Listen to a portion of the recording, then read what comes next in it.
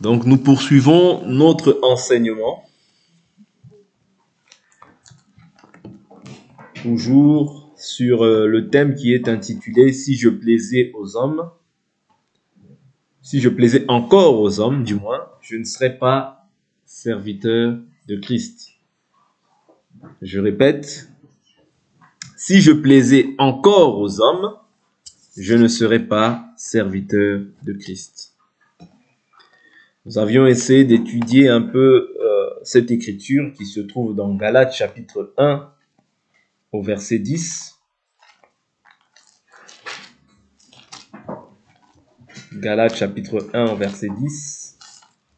Et nous avions essayé de voir que l'aspect dans lequel cette écriture est employée, il faut bien la comprendre. C'est-à-dire que ce n'est pas de toi-même que tu vas chercher à être désinvolte ou à être méchant. Parce qu'il y a des gens aujourd'hui qui, sous forme ou bien sous prétexte de l'évangile, manifestent la méchanceté. Ce n'est pas de cela dont Paul parle. Et j'insiste. Parce que le livre de 2 Pierre nous fait comprendre, laissons un doigt dans le livre de Galates, allons dans le livre de 1 Pierre, pardonnez-moi, chapitre 2, le verset 16, l'écriture dit « Comme des hommes libres, sans faire de la liberté un voile qui couvre la méchanceté, comme des serviteurs de Dieu. » Vous comprenez? Donc ici, l'écriture nous fait comprendre que la liberté que nous avons en Christ ne nous permet pas aussi d'être un voile pour manifester la méchanceté. Ok? Parce qu'il y a une différence entre le fait de vouloir chercher à plaire à Dieu. Ok? Il y a une différence parce que l'écriture dit à Galates 1:10, et maintenant est-ce la faveur des hommes que je désire ou celle de Dieu? Est-ce que je cherche à plaire aux hommes? Si je plaisais encore aux hommes, je ne serais pas serviteur de Christ. Ok, donc par là, nous comprenons que déjà, ce n'est pas dans un esprit de méchanceté qui doit se manifester. Mais chercher à plaire à Dieu, ça veut dire être en opposition avec tout ce qui est lié à la chair. Ok, parce que ici, quand on parle au fait de plaire aux hommes, ok, c'est les hommes qui marchent avec un caractère ou bien avec une attitude qui est charnelle. Est-ce que vous comprenez? Parce que le Fils de Dieu est apparu pour détruire les œuvres du diable. Or, les œuvres du diable, bien les désirs, sont dans la chair.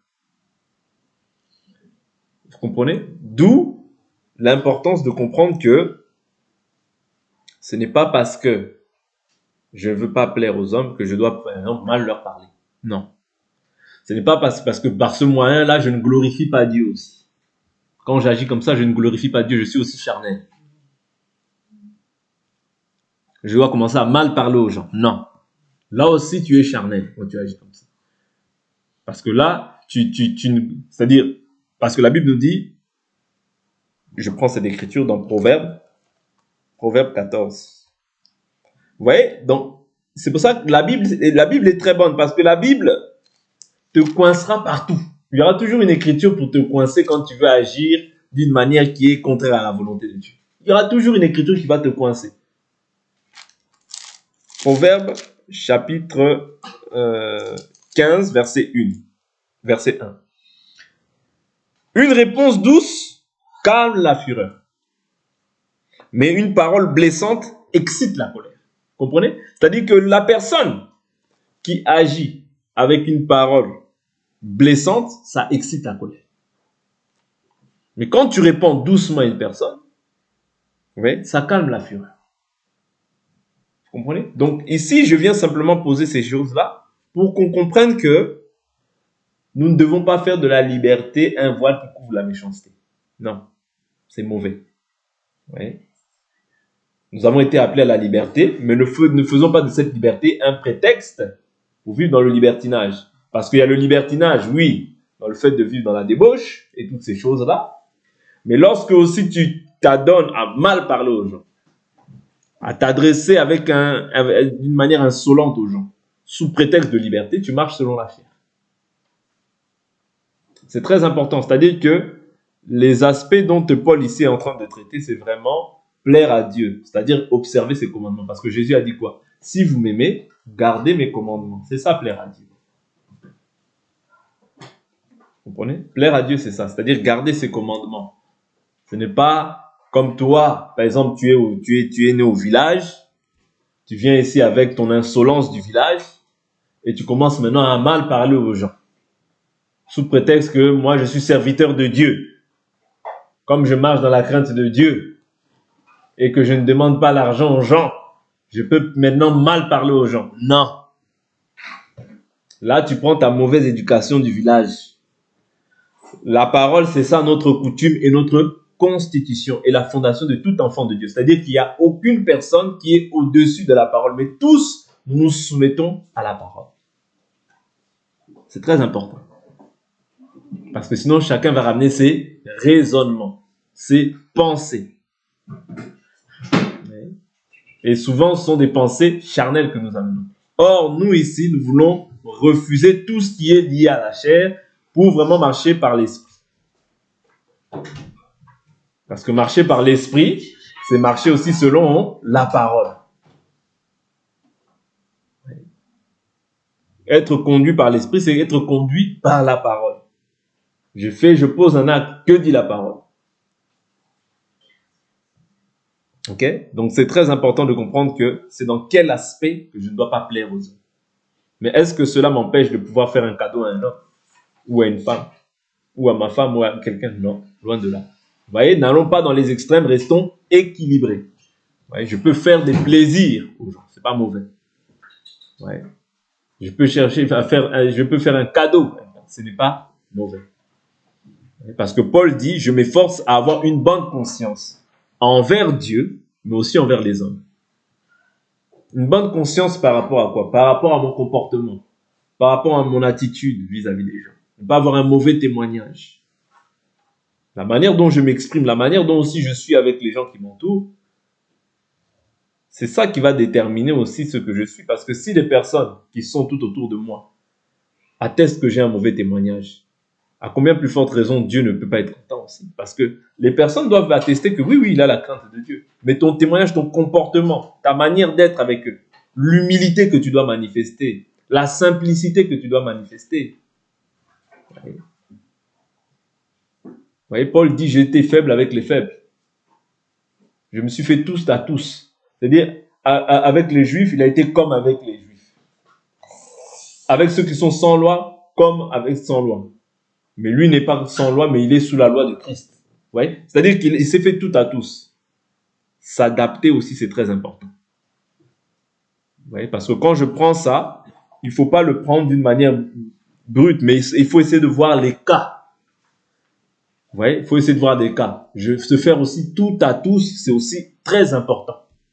Quand quelqu'un est faible, toi aussi ne te fais pas faux. C'est-à-dire, essaie de te mettre à sa hauteur. Est-ce que vous comprenez? C'est très important pour pouvoir ramener les gens là où toi tu es. Se faire tout à tous. C'est ça que Paul a fait. Je prends cette écriture dans le livre de 1 Corinthiens, chapitre 9, je crois. Parce que ça, il y a une différence entre essayer de plaire aux gens, et c'est-à-dire céder aux caprices charnels qu'ils peuvent manifester, et essayer maintenant de se mettre à leur niveau pour pouvoir les relever. Ça, c'est encore un autre aspect. C'est ça que le mouvement que Jésus a accompli, c'est-à-dire qu'il est descendu, lui qui était Dieu, mais il a pris un corps qui est semblable à celui du péché. Est-ce que vous comprenez? C'est-à-dire plaire aux hommes, oui, mais avoir aussi ce côté-là où je peux aussi me rabaisser pour pouvoir relever l'homme. C'est ça que Jésus a fait. Lui qui était Dieu, il a pris un corps semblable à celui du péché. Ouais, pourquoi? Pour pouvoir nous relever. Pourquoi? Pour pouvoir nous ramener en fait à la vie éternelle. Pourquoi? Pour pouvoir relever l'homme qui était sous l'emprise du diable, sous l'emprise du péché. Le péché dominait sur l'homme. Ouais, ce n'est pas chercher à plaire à l'homme, mais c'est chercher à relever l'homme. C'est chercher à restaurer l'homme, c'est-à-dire rétablir la relation avec Dieu qui était perdu. C'est ça le rôle que Jésus est venu faire. Voilà pourquoi, bien que je ne cherche pas à plaire aux hommes, mais si je vois quelqu'un qui est dans la faiblesse, je ne peux pas l'enterrer davantage. J'insiste sur ces choses. C'est pas parce qu'on partage cette chose-là que maintenant on va être dans un extrême. Non, c'est pas ce que je veux exprimer dans ça. C'est ce que je veux exprimer, c'est simplement évitons d'être, c'est-à-dire de nous livrer au penchant de la chair, au désir de la chair. Parce que la Bible nous dit, je suis crucifié avec le Christ, ce n'est plus moi qui vis, mais c'est Christ qui vit en moi. Ma vie présente dans la chair, je l'amène comment? Par la foi au Fils de Dieu. Vous comprenez? C'est-à-dire ma vie à moi là, elle est cachée en Dieu avec le Christ. Ma vie, ce n'est plus moi qui vis, mais c'est Christ qui vit en moi. C'est-à-dire si Christ vit en moi, c'est lui maintenant qui dirige ma vie. Et je vous avais dit que quand on donne sa vie, on ne la récupère pas. Parce que quand tu récupères ta vie, tu es un voleur, si on peut dire ça ainsi. Excusez-moi le terme, mais tu es un voleur. Parce que tu as donné. Quelque chose que tu as donné ne t'appartient plus. Tu ne peux plus le récupérer. Est-ce que vous comprenez? Donc quand nous avons donné notre vie à Jésus, nous lui avons donné, c'est terminé. Tu ne peux plus la récupérer. Okay? C'est très important à comprendre ça. Donc, Paul ici dans 1 Corinthiens 9, il dit, 1 Corinthiens 9, verset 20. Avec les Juifs, j'ai été comme Juif, afin de gagner des Juifs. Vous comprenez? Donc n'oubliez jamais l'aspect aussi de gagner une personne. Okay? Ne pas chercher à plaire, parce qu'il y a des gens qui sous prétexte vont dire non, bon, c'est des fumeurs, moi aussi je veux fumer comme eux, comme ça, voilà, je veux pouvoir leur annoncer la parole de l'évangile. Non. Vous voyez, ce n'est pas ça le but. L'objectif n'est pas là. L'objectif, c'est vraiment de pouvoir les ramener à Christ. Les ramener à la volonté de Dieu. L'objectif, ce n'est pas de pouvoir faire comme eux. Vous comprenez? Celui qui vit mal, vous voyez, je ne peux pas maintenant vivre la même vie que cette personne-là. Non. Vous voyez? Je ne peux pas vivre la même vie que cette personne-là. Je me fais tout à tout, c'est-à-dire je me rabaisse pour le ramener à moi. Mais si par exemple, je vais par exemple évangéliser, je ne sais pas moi, peut-être un musulman ou peut-être un catholique ou qui que ce soit, moi je ne veux pas aller adorer avec lui pour pouvoir l'évangéliser, non. Parce que lui, je sais que lui, il adore les idoles. Vous comprenez? Je ne veux pas aller adorer avec lui. Mais je vais prendre le temps qu'il faut pour pouvoir l'exhorter, pour pouvoir le ramener et lui manifester aussi l'amour, c'est-à-dire me rabaisser. Vous voyez? Pour pouvoir l'élever. Parce que moi, je sais que là où il est éloigné du Seigneur. Vous comprenez? Mais je ne peux pas chercher à plaire à une personne au-delà de ce que dit la parole. Attention, la limite, elle est là. Vous comprenez? C'est-à-dire tout enfant de Dieu tel que nous sommes, même si nous évangélisons, même si nous voulons faire le bien, il y a une limite. Vous voyez, il y a une limite que Dieu nous met. Ça veut dire que je ne peux pas aller adorer ceux qui l'adorent parce que moi, j'ai la connaissance que cette personne-là adore les idoles. Cette personne-là n'adore pas le véritable Dieu. Voilà pourquoi Paul dit qu'il s'est fait juif, et comme avec les juifs, il s'est fait juif, mais ce n'est pas pour autant que maintenant il est parti dans les rites, ou bien bon, il y a certaines choses dans lesquelles où on voit, par exemple, je crois que c'est dans Acte 22, je crois, où on voit les apôtres lui conseiller de pouvoir faire un vœu et toutes ces choses-là. Mais, en fait, c'était quelque chose qui n'était pas un péché en soi. Vous comprenez? C'est-à-dire qu'il y a des choses qu'on peut faire. Pourquoi? Parce que aussi, il faut comprendre le temps dans lequel ils étaient. C'est-à-dire, c'était le commencement de l'œuvre. Mais au jour d'aujourd'hui, vous voyez, je peux me faire tout à tous, mais faire attention de ne pas rentrer dans le conformisme. Chercher à plaire aux gens au-delà de ce que la parole de Dieu dit. Ça, c'est pas bon. Vous voyez? Donc l'Écriture nous dit quoi? Pour gagner le plus grand nombre. Avec verset 20. Avec les Juifs, j'ai été comme Juif, afin de gagner les Juifs. Avec ceux qui sont sous la loi, comme sous la loi.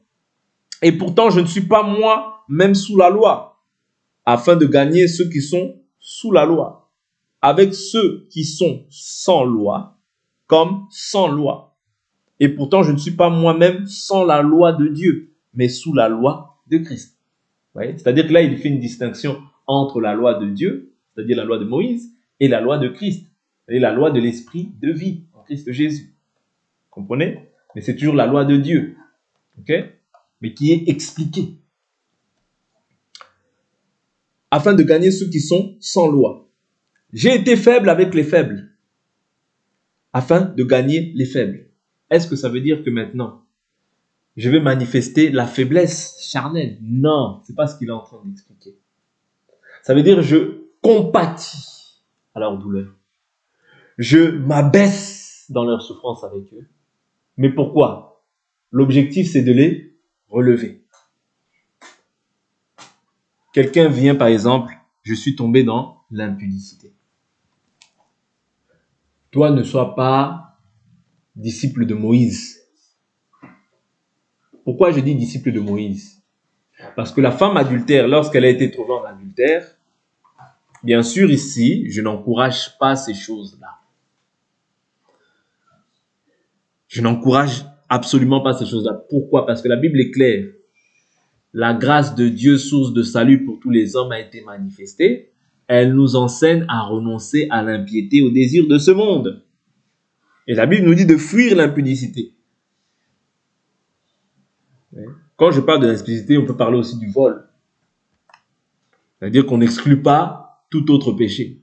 Toutes ces choses-là doivent être expiées. Le but pour lequel Jésus est apparu, c'est pour détruire les œuvres du diable. Quand on parle des œuvres, c'est au pluriel. Il y a plusieurs œuvres que le diable veut que tu manifestes dans ce corps. Quand tu n'aimes pas aussi ton frère, tu es un meurtrier. C'est une mauvaise œuvre. Vous comprenez? C'est-à-dire qu'on parle des œuvres au pluriel. Quelqu'un vient te voir qui dit j'ai manifesté telle ou telle faiblesse. Tu te mets à sa place, à sa hauteur. Ne te vois pas comme si toi tu étais supérieur à lui. Ah mais toi tu fais ça, ben moi j'ai pas. Franchement, toi tu fais ça. Non, là tu le prends de haut. Quand tu prends quelqu'un de haut, c'est fini, tu l'as perdu. Même si cette personne, tu avais la capacité de pouvoir la récupérer, la ramener à la raison, c'est terminé. Comme tu l'as pris de haut, elle va se fermer à toi. Est-ce que vous comprenez? Se faire tout à tout, c'est ça. C'est-à-dire, une personne vient te confier quelque chose, toi ne te sens pas supérieur à cette personne-là. C'est pas ce que Jésus a fait. Jésus, lorsqu'il voyait les gens dans la difficulté, il compatissait dans leur difficulté. Jésus prit de compassion. Oui. Jésus prit de compassion. Voilà pourquoi je vous dis souvent que si tu n'as pas la compassion dans l'œuvre de Dieu, arrête de servir Dieu. Perds pas ton temps. Si tu es simplement là dans une phase simplement, jugement. Oui, le jugement est bon parce que le jugement doit commencer par la maison de Dieu. Mais c'est-à-dire que quand une personne est accablée, si tu l'accables davantage, qu'est-ce que tu as gagné? En fait, qu'une personne se perde, c'est ta joie, c'est ça?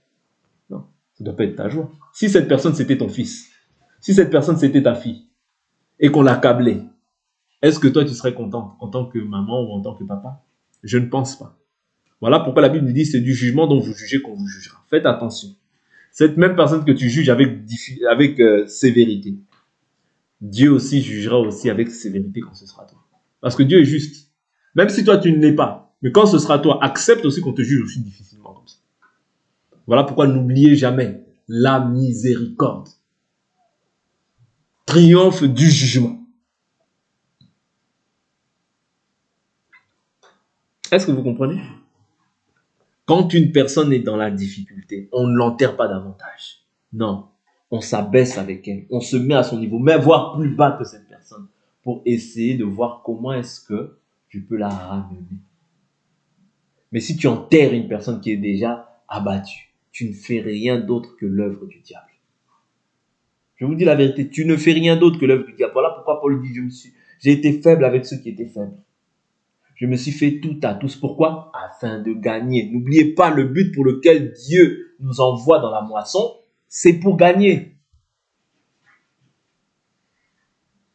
Quelqu'un qui traverse déjà des difficultés. Oui, mais toi, tu as fait ça. Toi, tu as fait ça. Qu'est-ce que tu fais? Tu fais le rôle de l'accusateur de nos frères. Or, la Bible dit l'accusateur de nos frères, c'est le diable. Je ne cherche pas à plaire aux hommes, bien sûr. Mais Jésus, qu'est-ce qu'il faisait? Est-ce que Jésus, dans son attitude, il ne condamnait pas? Si, il y a des choses qu'il condamnait, mais il condamnait quoi? Il condamnait les œuvres. Il disait quoi? Ta foi t'a sauvé, va et ne pêche plus. Il condamne le péché, non? Il condamne le péché. Parce que Dieu ne tient pas le coupable pour innocent. Vous comprenez? Ça veut dire que Dieu ne va pas te dire, oh non, ce que tu as fait, c'est bien chouette. Non, loin de là. Il va marteler sur le péché, mais il te dit, va, ne pêche plus. C'est-à-dire, et il te dit, de peur qu'il ne t'arrive pire. Vous comprenez? Mais est-ce que d'abord, il n'a pas été compatissant, relever la personne? C'est ça nous, on oublie souvent les chrétiens aujourd'hui. C'est-à-dire, quand toi, tu lapides seulement, tu lapides, oui, mais lui, oui, mais lui, oui, mais lui, lui. Faites attention, quand tu mets lui, toi-même, regarde-toi, regarde la poutre, regarde-toi. Oui, mais moi, j'ai pas fait ça. Oui, mais moi, j'ai pas fait ça. Oui, mais quand tu n'aimes pas, tu es meurtrier. Tu es meurtrier. C'est pas moi, c'est la Bible. Si quelqu'un n'aime pas celui qui a été engendré de Dieu, il est meurtrier. Comment tu peux dire que j'aime Dieu et que tu n'aimes pas ton frère que tu vois? Quand on parle du frère, on parle du frère dans la foi, d'abord. Donc quand tu n'aimes pas, tu es meurtrier. Et aucun meurtrier n'a la vie éternelle en lui. Vous voyez? Donc c'est très important que nous comprenions en fait les aspects. Lorsqu'on dit je ne veux pas plaire aux hommes, c'est-à-dire je ne veux pas imiter en fait les hommes dans les choses qui sont mauvaises.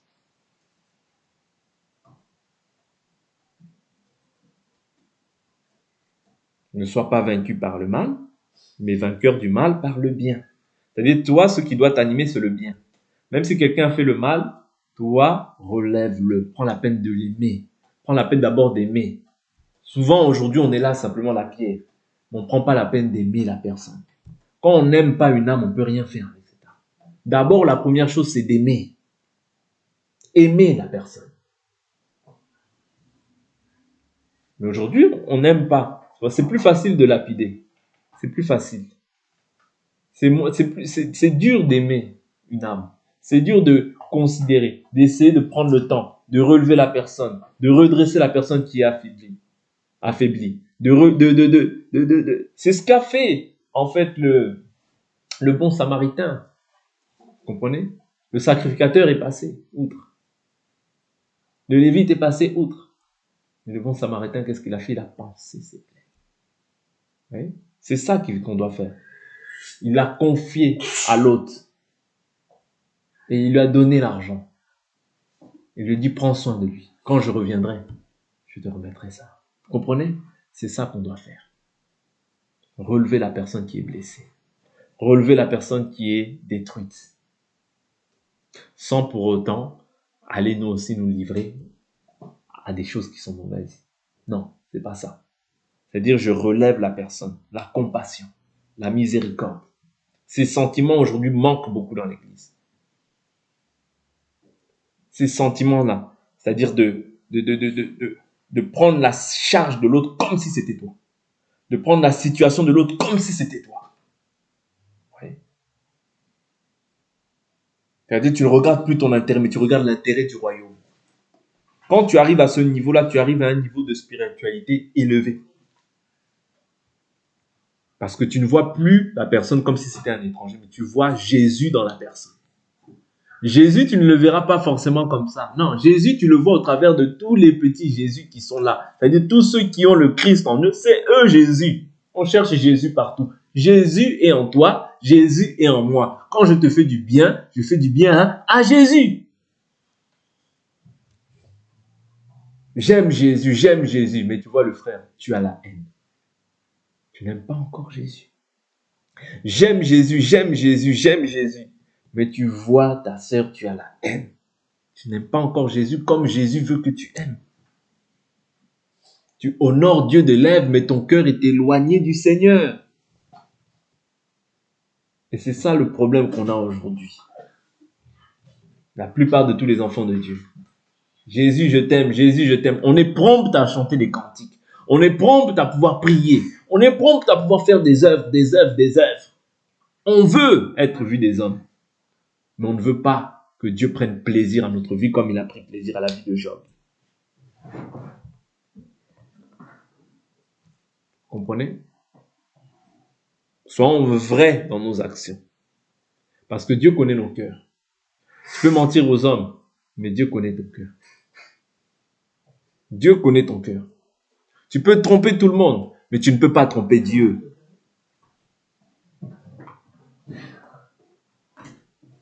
Est-ce que vous comprenez? Donc, ayons vraiment ce cœur-là. Je ne plais pas aux hommes, je ne cherche pas à plaire aux hommes dans leurs désirs charnels. Mais je cherche toujours à relever les hommes lorsque je les vois dans la faiblesse. Pourquoi? Dieu prendra toujours plus plaisir au fait que tu relèves une personne plutôt que tu sois simplement là sur le fait de pointer, accuser, accuser, accuser. Parce que la Bible nous dit qu'il y a de la joie dans le ciel pour un seul pécheur qui se repent, plutôt que 99 justes qui n'ont pas besoin de repentance. C'est-à-dire qu'il y a de la joie dans le ciel quand cette âme-là s'est repentie. Et quand cette âme-là maintenant trébuche, toi, tu te réjouis de cela. Mais et le diable qui a suscité cette pensée-là dans le cœur de l'homme pour qu'il puisse agir ainsi. Et toi, où est la différence? Il n'y a pas de différence. Parce que le diable est dans la joie. Toi aussi, étant un enfant de Dieu qui a revêtu la nature céleste, tu es aussi dans la joie parce que tu as vu un frère ou une sœur tomber. Qu'est-ce que tu fais de bien? Rien. En soi, rien. Tu as contribué, en fait. Tu contribues même au royaume de Satan.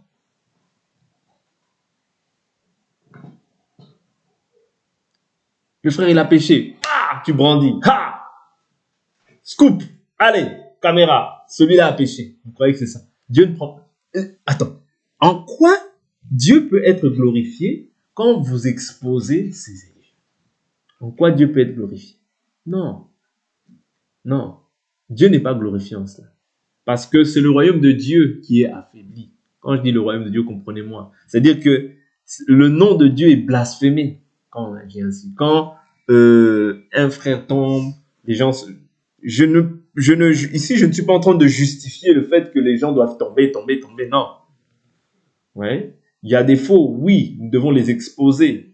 La Bible nous dit, ne prenez pas part aux œuvres infructueuses des ténèbres, mais plutôt dénoncez-les. Les œuvres, mais il y en a qui aujourd'hui ont fait en fait de l'évangile un évangile où ils ne passent leur temps qu'à faire ces choses-là. Or, la Bible ne nous dit pas ça. La Bible nous dit, enseignez-leur à garder mes commandements. Quand quelqu'un a les commandements et bien enseigné en Christ, facilement il saura distinguer le vrai du faux. C'est simple. Comment tu sais distinguer que là c'est la lumière et que c'est les ténèbres? Et comment tu ne sais pas distinguer avec la parole de la vérité ce qui est ténèbres et ce qui est lumière? Ça veut dire que l'enseignement que tu reçois n'est pas bon. Puisque là tu sais distinguer quand il y a la lumière et quand on éteint, tu sais distinguer que non, là il n'y a pas de lumière. Vous comprenez? De la même manière aussi, le but de l'évangile que tu reçois, c'est afin que tu puisses savoir ça c'est la lumière, ça c'est les ténèbres. C'est ça l'évangile, le but de l'évangile. C'est ça que Jésus dit à Actes, on va s'arrêter dans le livre de Actes, Actes chapitre 26. Actes 26,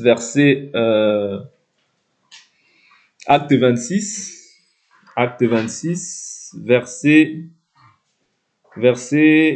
14. Nous sommes tous tombés par terre et j'entendis une voix qui me disait en langue hébraïque, Saul, Saul, pourquoi me persécutes-tu? Il est dur pour toi de regimber contre les aiguillons. Je répondis, qui es-tu, Seigneur? Et le Seigneur dit, moi je suis Jésus que tu persécutes. Mais lève-toi et tiens-toi sur tes pieds, car voici pourquoi je te suis apparu. Je te destine à être serviteur et témoin des choses que tu as vues de moi et de celles pour lesquelles je t'apparaîtrai. Je t'ai pris du milieu de ce peuple et des païens, vers qui je t'envoie pour leur ouvrir les yeux, afin qu'ils se tournent des ténèbres vers la lumière. Ouais, afin qu'ils se tournent comment? Des ténèbres dans lesquelles ils étaient autrefois, vers la lumière. Ok?